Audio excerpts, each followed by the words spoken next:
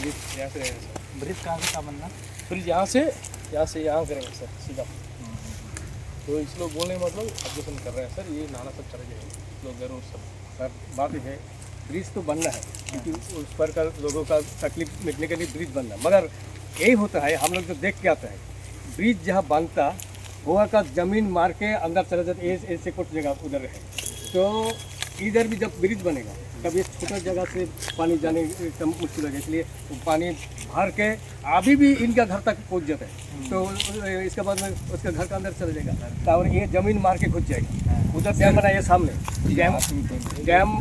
Dam जब बनाया तब मेरा घर का सामने चलेगी, उसके बाद में इसका जमीन। अभी आप कहाँ चाह रहे हो, कहाँ पे बना?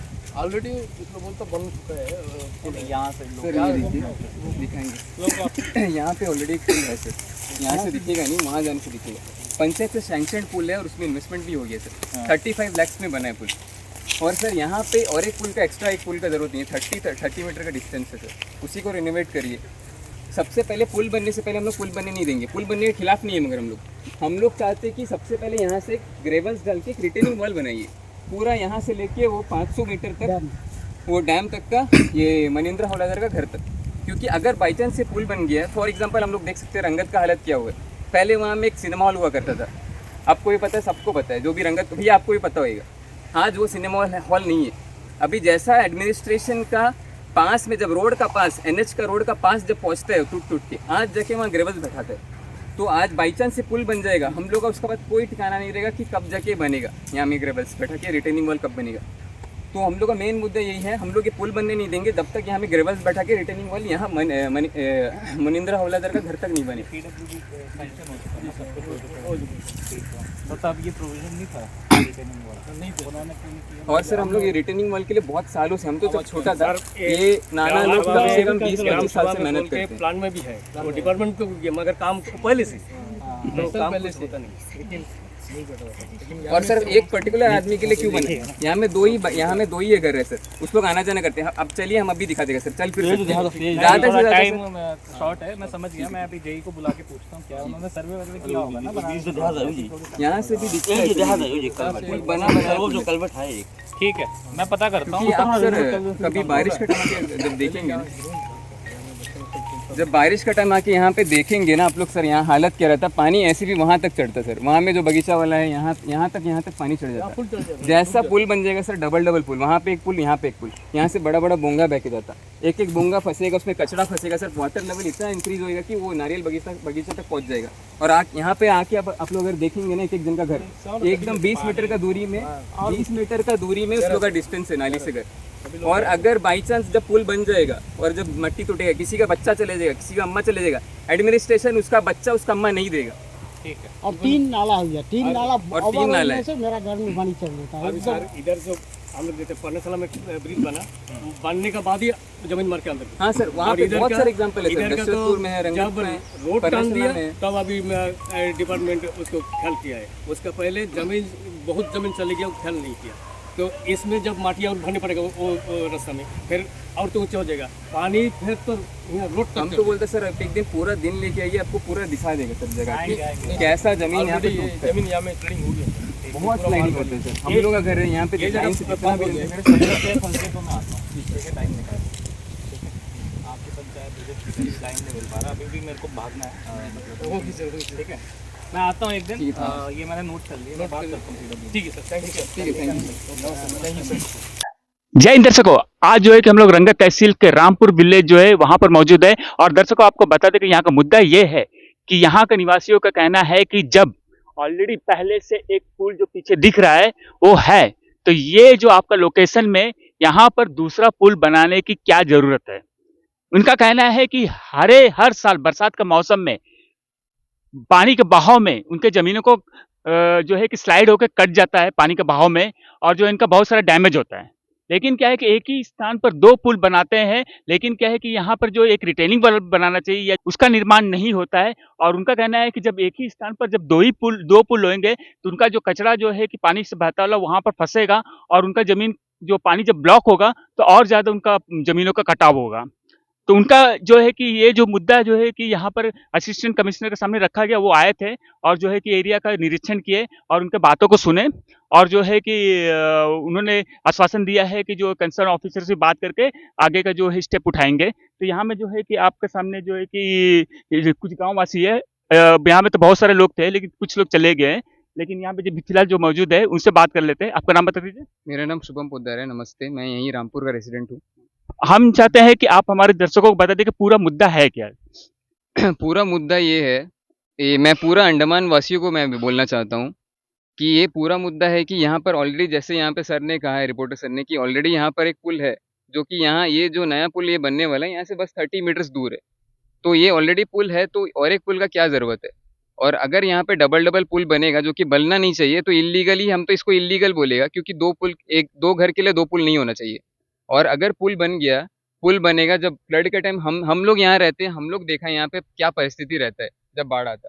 जब बाढ़ आता इतना इतना हाइट से पानी जाता, और जब पुल बन जाएगा तो उससे भी ज़्यादा और वाटर लेवल और ज़्यादा राइज होएगा, ज़्यादा हाइट से पानी जाएगा, क्योंकि बड़ा बड़ा बोंगा नाला से बह के जाता, सब सारा बोंगा आके पुल में फंसेगा, ब्रिज में फंसेगा, फिर पानी रेज होएगा।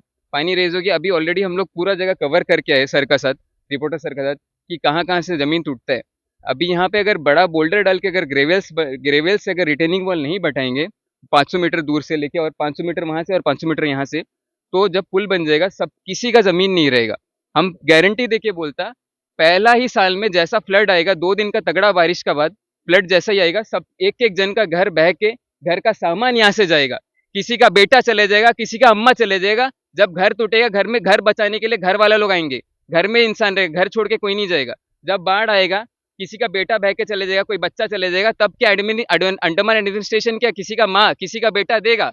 हम यही एडमिनिस्ट्रेशन से बोलना चाहता है कि जो पीडब्ल्यूडी का जो चीफ इंजीनियर है, जो यहाँ पे जो श्री विजयपुरम में जो है, उनसे मेरा यही दरखास्त है कि सर, आप जो लोअर लेवल में जो चलता है, जो ये धांधलीगिरी चलता है, आप इसमें ध्यान दीजिए। और मैं पूरा अंडमान वासियों से कहना चाहता हूँ कि आप इस न्यूज़ को इतना शेयर करें कि ये पूरा अंडमान में फैल जाए।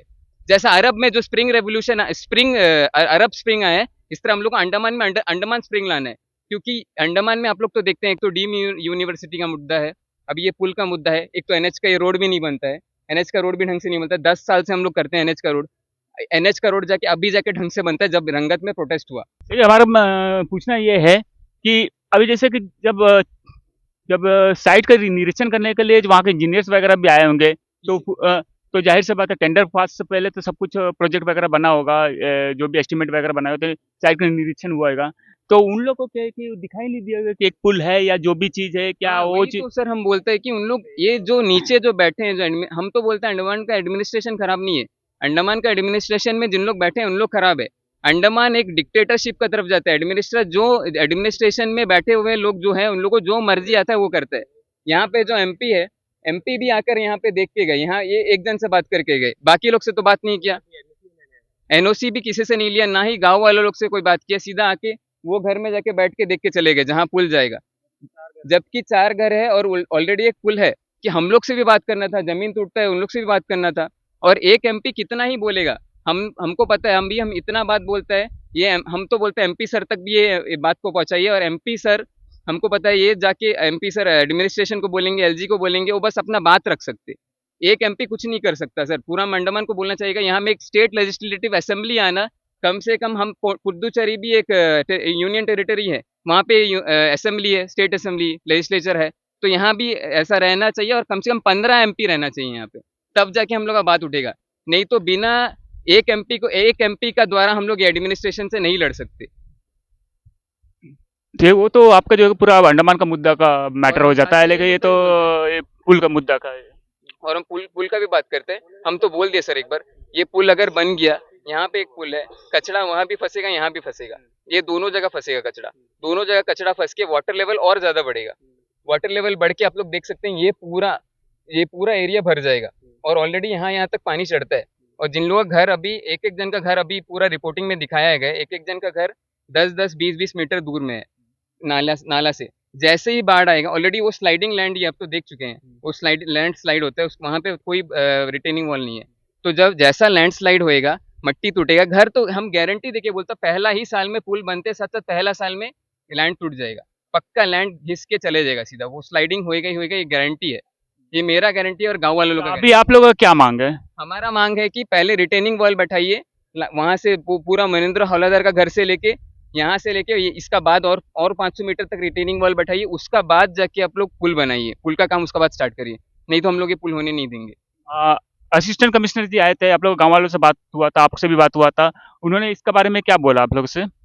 उन्होंने कहा है कि हम, वो तो अभी थोड़ा जल्दी में थे, वो उन्होंने कहा है कि मैं थर्सडे आऊँगा और मैं अभी जो है एपीडब्ल्यूडी में जो है एपीडब्ल्यूडी से बात करूँगा, जो ई साहब है, ए साहब है, उन लोग से बात करेंगे कि ऐसा ऐसा होता है, गांव वालों लोग ने ऐसा बोला है, और एक बार वो फिर से रिव्यू में आएंगे थर्सडे या वेडनेसडे, आके पूरा नाला देख के जाएंगे, उसके बाद फिर आगे का काम फिर और करेंगे। ओके, धन्यवाद जी।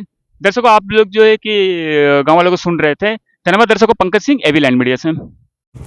यही है वो 35 लाख का पुल है, इसमें ये पंचायत का सैंक्शन पुल है, इसमें ऑलरेडी इसमें इन्वेस्टमेंट हो चुका है ये पुल में। तो और ये ब्रिज तो काफ़ी पुराना और डैमेज लग रहा है, तो पानी और मुझे नहीं लगता ज़्यादा साल तक चलेगा, वाटर लेवल और इसका आने जाने का रास्ता भी तो काफ़ी नैरो है। यहाँ से भी वहाँ से भी, यहाँ से भी पानी ऊपर चढ़ के जाएगा। वो देखिए वहाँ में पुल, नया पुल बनेगा, और ये ऑलरेडी पंचायत का सैंक्शन पुल है, इसमें ज़्यादा काम का ज़रूरत नहीं है। क्यों करोड़ों रुपया लगा के और एक पुल बनाना, जबकि एक पुल है, उससे पहले हम लोग को रिटेनिंग वॉल चाहिए, उसके बाद पुल चाहिए।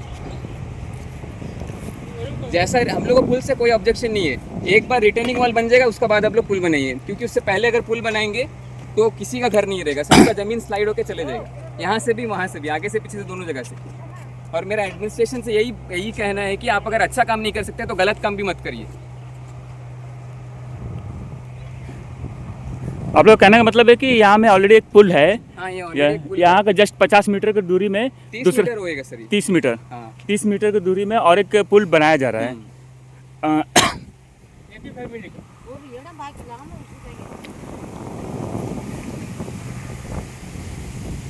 ये पुल कितना पुराना होगा? ये 2012 का या 13 का है,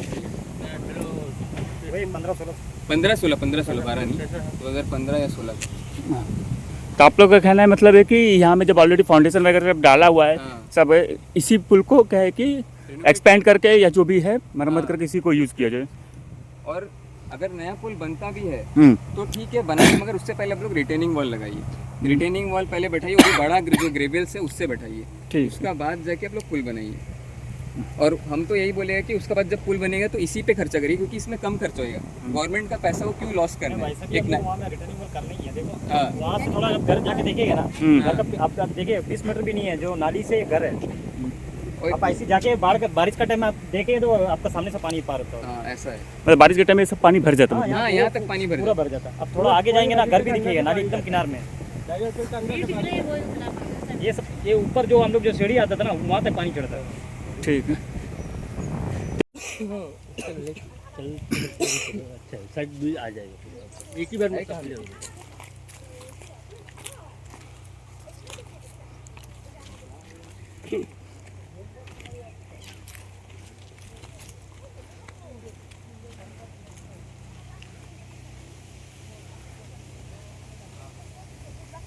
पूरा जमीन धस के चले जाएगा।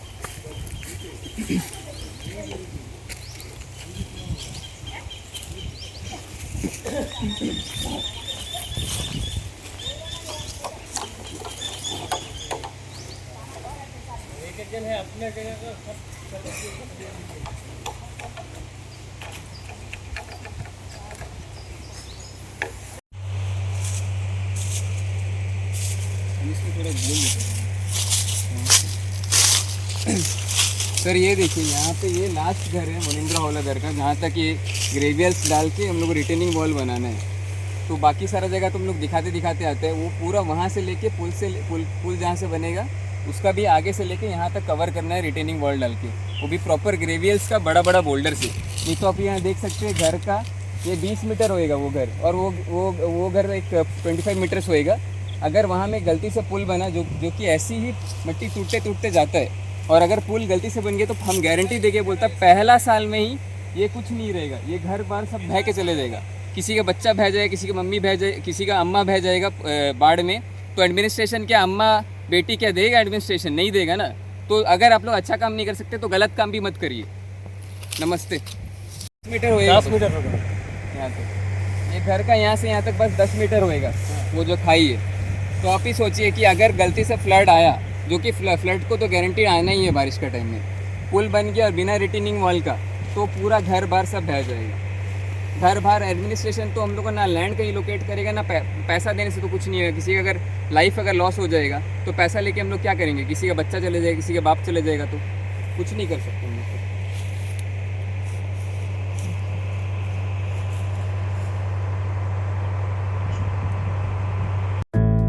रंगत में online form filling, computer job works, e PAN का generate, job recruitment forms, agreement, affidavit, IGNOU admission, passport apply, learning and driving licence apply, vehicle fitness, road tax, insurance, open school admission regional price में करवाना चाहते हैं तो आइए एविलेंट computer centre रंगत में।